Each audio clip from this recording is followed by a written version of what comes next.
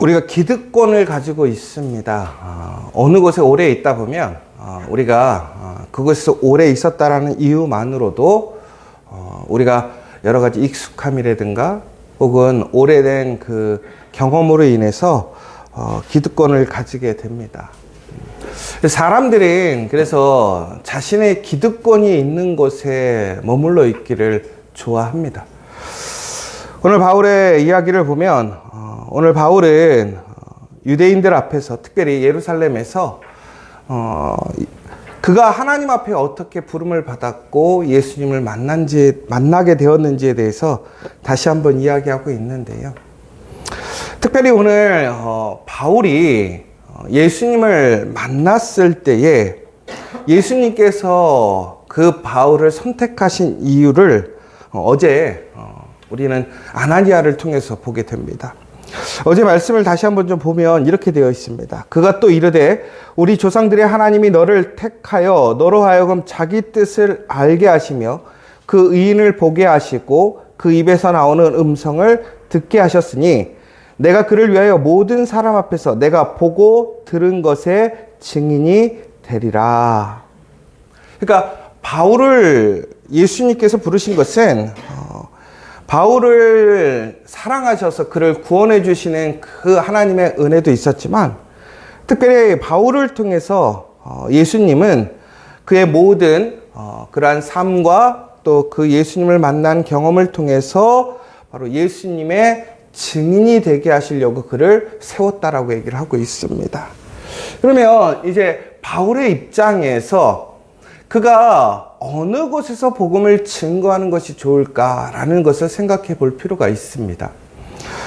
바울은 예루살렘에서 전국에는 도망을 가게 됩니다. 왜 그러냐면 바울이 처음에 개종을 하게 되었을 때 예수님을 만난 이후에 그는 이제 유대인들에게 가장 큰 골칫거리가 되었던 것이지요. 그래서 오늘도 보면 오늘 바울이 이야기를 마치게 되었을 때에 유대인들이 이제 또 바울을 죽이려고 하는 모습을 보게 됩니다. 그만큼 그 예루살렘에서 바울이 복음을 증거한다라는 것은 유대인들에게는 상당히 뼈아픈 모습이었다라는 것이죠.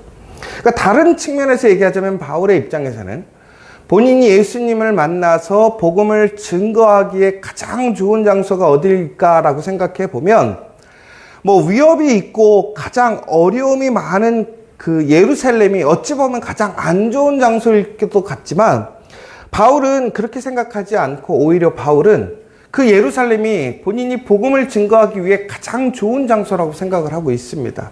왜 그러냐면 바로 바울이 그곳에서 변화되어 증거이기 때문에 예수님께서 자신을 불렀던 그 부르심과 합당하다고 생각되었던 것이고 또한 합리적으로 보아서도 그가 그 예루살렘에서 복음을 증거하게 될 때에 상당히 많은 파장력을 보여줄 수 있는 것이지요. 그런데 오늘 말씀을 보면 바울은 그렇게 이해를 해서 예루살렘에서 복음을 증거하기를 원하고 있습니다. 그런데 18절에 보면 정반대 이야기가 나오고 있습니다. 뭐라고 되어 있냐면 주께서 내게 말씀하시되 속히 예루살렘에서 나가라. 그들은 내가 내게 대하여 증언하는 말을 듣지 아니하리라 하시거늘 이라고 되어 있습니다. 그러니까 오늘 바울은 본인의 여러 가지의 상황과 또 모습 속에서 오늘 그가 복음을 증거해야 될 장소는 예루살렘이라고 생각을 했는데 오늘 갑자기 그에게 다시 새로운 명령이 왔는데 뭐라고 그러냐면 너는 여기를 떠나라는 거예요. 너가 여기서 증거하는 것을 사람들이 듣지 않겠다라는 것이죠. 특별히 우리가 이제 21절에 보면 뭐라고 되어 있냐면 떠나가라. 내가 너를 멀리 이방인에게로 보내리라 하셨느니라 라고 되어 있습니다. 그러니까 예수님의 계획은 이 바울을 단순히 유대인에게 복음을 증거하는 그러한 사람이 아니라 더 크고 넓은 바로 온 세상 땅끝까지 복음을 증거하는 이방인의 선교사로 세우겠다라는 뜻을 세우셨다라는 것입니다. 그러면 우리가 이러한 하나님의 뜻을 우리가 반대할 수 없겠죠. 그런데 바울의 입장에서는 엄밀히 보면 이것이 쉽게 납득이 되지 않을 수도 있는 상황이고요. 또한 자신이 잘할 수 있는 자리를 떠나야 된다는 것은 결코 쉬운 일이 아닙니다. 제가 요즘에 우리 장로님하고 같이 얘기할 때 우리가 항상 하는 얘기가 있어요. 먼저 우리가 잘하는 걸 잘하자, 잘하는 걸 하자, 이렇게 얘기를 하고 있습니다.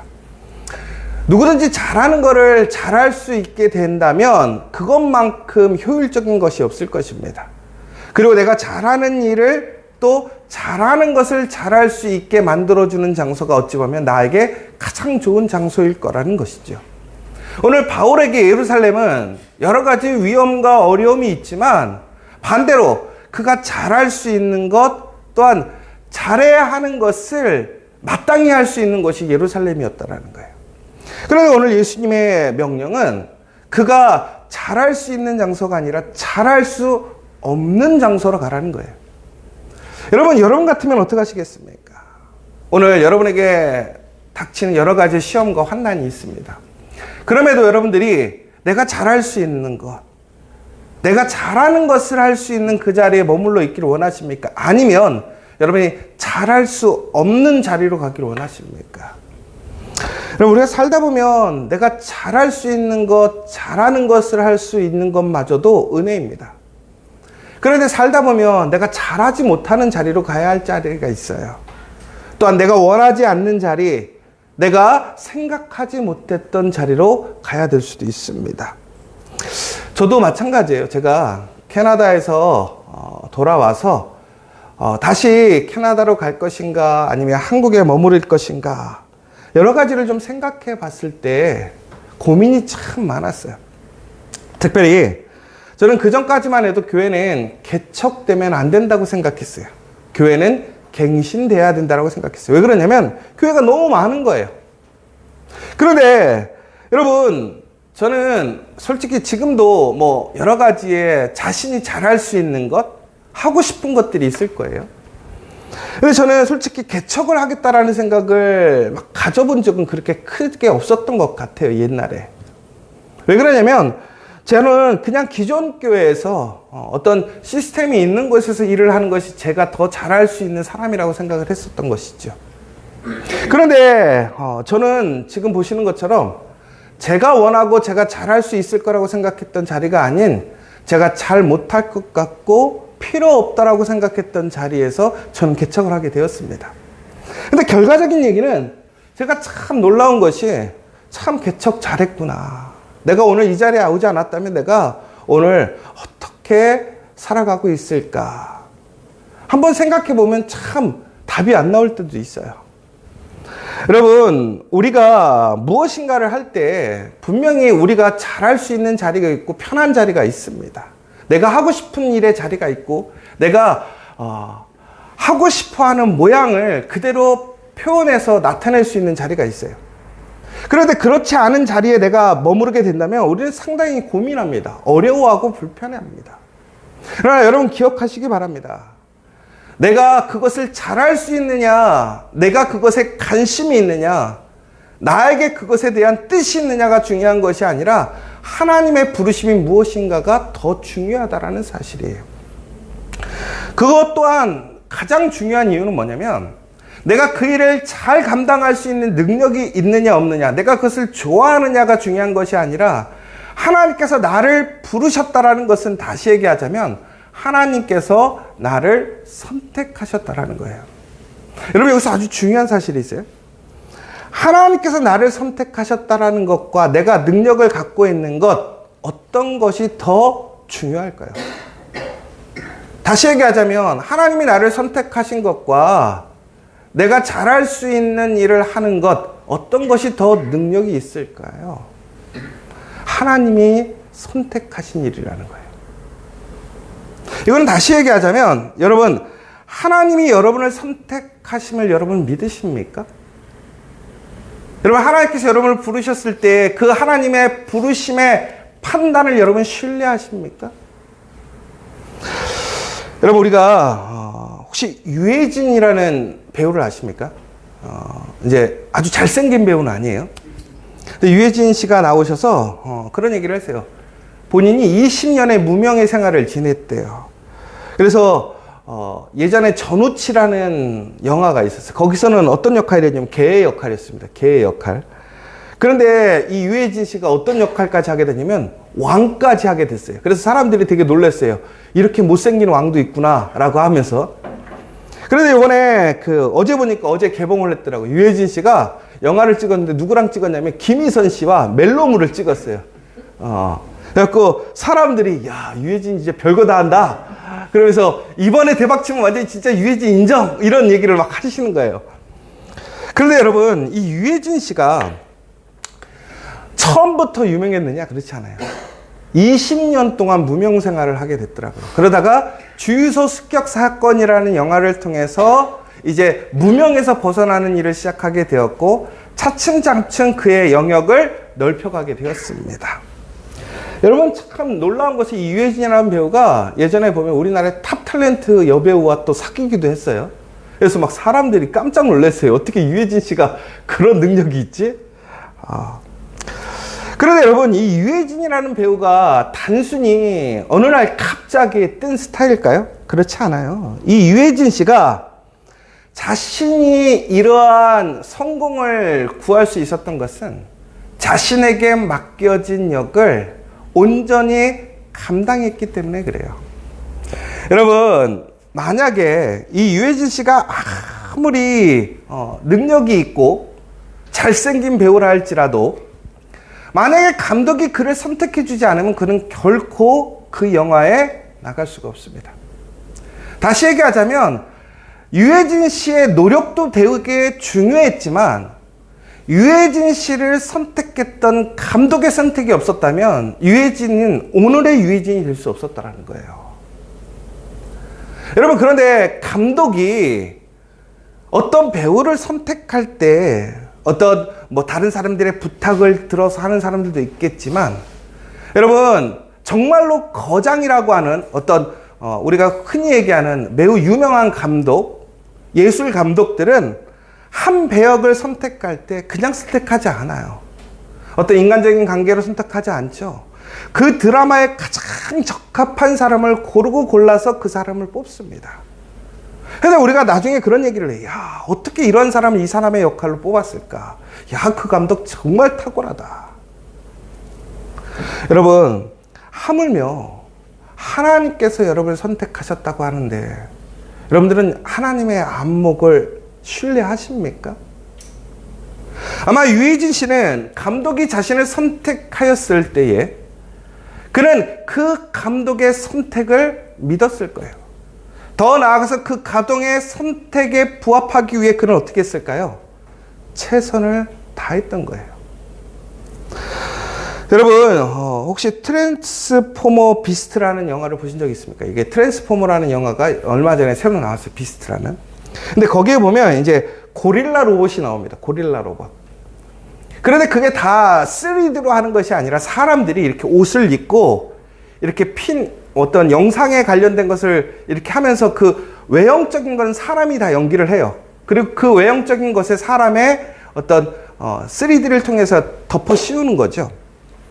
그러니까 결국에는 그것을 3D가 다 연기하는 것이 아니라 사람이 연기를 하는 것을 그래픽적으로 바꾸는 모습인 거죠. 그런데 그 고릴라의 역할을 하는 사람이 나왔어요. 그 고릴라의 역할을 하는 사람이 그 고릴라의 역할을 하려고 어떤 시간을 보냈는가가 나오는데 보니까 고릴라 우리에 들어가서 고릴라와 같이 생활을 하고요. 매일 동물원에 가서 고릴라의 모습을 따라하고요. 평상시에도 그 고릴라의 복장과 그 모양 그대로 부착을 해가지고 그렇게 생활하는 모습을 보여줘요. 여러분, 그 영화에서의 자신의 역할이 주인공도 아니고 사람도 아닌 고릴라예요. 자신의 얼굴이 드러나오지도 않는데도 불구하고 그는 그 역할을 온전히 감당하기 위해 그는 온전히 그 일에 헌신하고 열심을 다하는 모습을 보게 됩니다. 여러분, 바로 그것이 그 다음에 역할을 만들게 되는 것이고, 중국에는 오늘 유해진 씨가 개의 역할에서 시작해서 왕의 역할, 로맨스까지도 나아갈 수 있게 되는 그 놀라운 성공의 모습을 보여주는 거예요. 여러분, 우리가 분명히 잘할 수 있는 것, 하고 싶은 것이 있어요. 여러분, 그런데 오늘 여러분들이 이 자리에 있다라는 것, 또한 여러분들을 이 자리에서 살아가게 하신다라는 것은 여러분, 하나님께서 여러분을 이 자리에 부르셨다라는 것으로 믿으십니까? 여러분, 그렇다면 여러분들을 이 자리에 하나님께서 부르시고 여러분의 가정과 일터, 더 나아가서 우리 지저스 처치라는 이곳에 여러분들을 세우셨다라는 그 하나님의 부르심을 여러분 신뢰하십니까? 여러분 분명히 계획이 있을 거예요. 그런데 여러분의 계획이 이제는 여러분들이 계획한 대로 되지 않을 수도 있어요. 가장 중요한 사실은 뭔지 아십니까? 오늘 우리는 내일에 대해서는 알지 못해요. 그러나 오늘 우리가 알고 있는 사실은 있어요. 무엇입니까? 바로 오늘 이 자리에 하나님께서 여러분을 부르셔 세우신 자리라는 거예요. 여러분, 그렇다면 하나님께서 여러분들을 이 자리에 세우셨다는 것은 결국은 무슨 얘기입니까? 하나님의 선한 계획이 있다는 거예요. 오늘 바울은요, 그 하나님의 부르심에 토를 달지 않습니다. 거부하지 않습니다. 순종해서 나아갑니다. 종국엔 어떻게 되었습니까? 예루살렘에서 유대와 사마리아와 땅끝까지 복음을 증거하는 그 놀라운 역사를 누가 일으켰습니까? 바울이 행하게 되었다는 거예요. 바울은 준비되어 있던 사람이 아니에요. 이방에 대한 선교를 꿈꾸던 사람들이 아니에요. 여러분, 오늘 우리가 지저스 처치에 있다라고 하는 것은 여러분, 오늘 지저스 처치를 통해 하나님께서 계획하시는 놀라운 하나님의 계획과 그 일을 위하여 우리를 이 자리에 부르신 줄 믿으시기 바랍니다. 여러분들, 하나님께서 수많은 교회 중에 왜 지저스 처치를 세우셨을까? 그리고 그 지저스 처치에 왜 여러분들이 오늘 이 자리에서 공동체 안에 살아가게 되었을까? 또한 여러분의 가정과 일터들이 왜 우리 지저스 처치라는 우리 공동체 안에서 함께 살아가게 되었을까? 바로 하나님의 그 선교적인 목적이 있더라는 거예요. 우리의 일상의 삶 속에서 신앙과 우리의 일과 모든 것이 분리되는 상황 속에서 우리의 삶 속에서 온전한 신앙을 살아가는, 그 믿음을 살아가는 그 삶의 공동체를 세우시기 위해 여러분을 세우신 것이고 그 일을 위해 여러분을 부르신 것을 믿으십니까? 여러분, 오늘 여러분들의 그 잘하는 것을 여러분 내려놓으십시오. 하나님께서 부르시는, 하나님께서 여러분에게 맡기신 사명이 무엇인지를 분별하시기 바랍니다. 그렇다면 우리는 더욱더 놀라운 하나님의 영광에 참여할 것이고 하나님의 놀라운 일에 그 현실의 주인공이 될 걸 믿으시기 바랍니다. 여러분, 바울은요, 오늘 뒤에 보니까 그는 로마 시민이었습니다. 많은 사람들은 로마 시민이 되기 위해 돈을 주고 삽니다. 여러분, 우리는요, 우리가 타고나면서 갖고 있는 기득권이 있어요. 그런데 그리스도인들은 바로 우리가 가진 기득권을 자신을 위해, 자신의 꿈을 위해 사용하는 것이 아니라 하나님의 나라와 목적을 위해 사용하는 거예요. 여러분, 우리가 좀 그런 얘기들이 있어요. 우리가 그리스도인으로서 어떻게 살아가야 되느냐, 어느 나라 사람이 돼야 되느냐. 여러분, 그게 중요한 게 아니에요. 그런데 가장 중요한 것은 그것을 통해서 우리가 하나님의 일을 어떻게 할 것인가. 하나님의 부르심의 목적을 위하여 우리는 어떻게 그 일에 참여할 것인가를 우리는 생각해야 한다는 거예요. 종국에는 우리는 우리의 기득권을 내려놓고 우리가 원하는 것, 우리가 잘하는 것, 혹은 내가 하고 싶은 것이 아니라 하나님의 뜻을 분별할 수 있어야 됩니다. 여러분, 그러나 중요한 것은, 나의 생각보다 더 중요한 것은 바로 하나님께서 여러분을 선택하셨다는 거예요. 여러분을 이 자리로 인도하셨다는 거예요. 우리 지저스 처치에게 하나님이 우리에게 거대한 하나님의 그 놀라운 사명을 맡겨주셨다는 사실입니다. 오늘 이 시간, 여러분, 우리의 기득권, 우리의 생각, 우리의 잘함을 내려놓고 하나님을 신뢰하십시오. 여러분, 그렇다고 여러분들이 잘하고 좋아하는 일을 하지 말라는 게 아니에요. 오늘 여러분에게 주신 그 은사와 달란트를 통해서 오늘 이 자리에서 여러분들이 해야 할 일이 무엇인가를 분별하라는 거예요. 그리고 하나님의 뜻을 온전히 신뢰하고 하나님의 선택을 믿으며 오늘 이 자리에서 우리가 해야 할 일에 힘쓰는 오늘 하루가 되시길 원합니다. 여러분, 그렇다면 우리에게 놀라운 하나님의 그 구원의 역사, 하나님의 은혜의 역사, 성령의 역사가 일어날 줄 믿으시기 바랍니다.